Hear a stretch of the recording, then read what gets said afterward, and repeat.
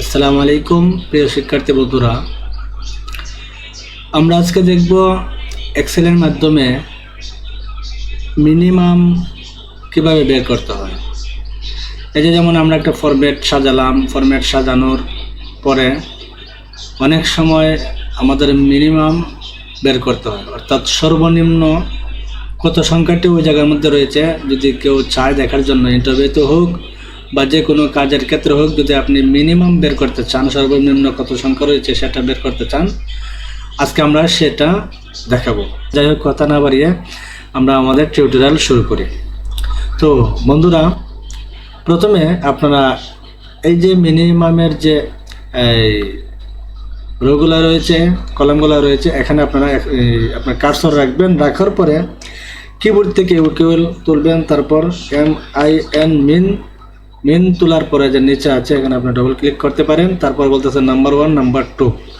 আমরা এই মিনিমামের যে নাম্বার 1, নাম্বার 2 এই যে সেলে বা কলামে রয়েছে সেগুলোকে আমরা সিলেক্ট করব, মানে সিলেক্ট করলাম। করার পরে যদি আমরা এন্টার দিই তাহলে তার মিনিমাম বের হয়ে যাবে।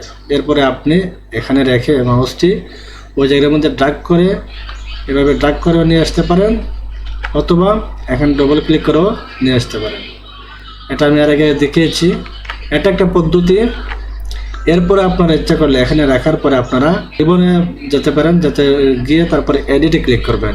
এডিটে ক্লিক করার পরে যখন লেখা রয়েছে ও টু সামে ক্লিক করবেন। ও টু সামে ক্লিক করলে দেখেন এখানে মিন রয়েছে। আপনারা যদি মিনে ক্লিক করেন তাহলে আমাদের ফাংশনটি, ফর্মুলাটি চলে আসবে। তারপর কিবোর্ড থেকে এন্টার চেপে দেন, দেখেন আমাদের মিনিমাম চলে এসেছে। এরপরে আপনারা এখানে ডবল ক্লিক করেন বা ড্র্যাগ করে বাকিগুলো নিয়ে আসেন। এই হলো আমাদের মিনিমাম কীভাবে ব্যবহৃত হয় দেখলাম। তো যদি ভিডিওটি ভালো লাগে অবশ্যই লাইক করবেন, শেয়ার করবেন। যদি চ্যানেলে দেখেন চ্যানেলটি সাবস্ক্রাইব করবেন, আর যদি পেজে দেখে থাকেন অবশ্যই পেজটি ফলো করে আমাদের পাশে থাকবেন। আল্লাহ হাফেজ।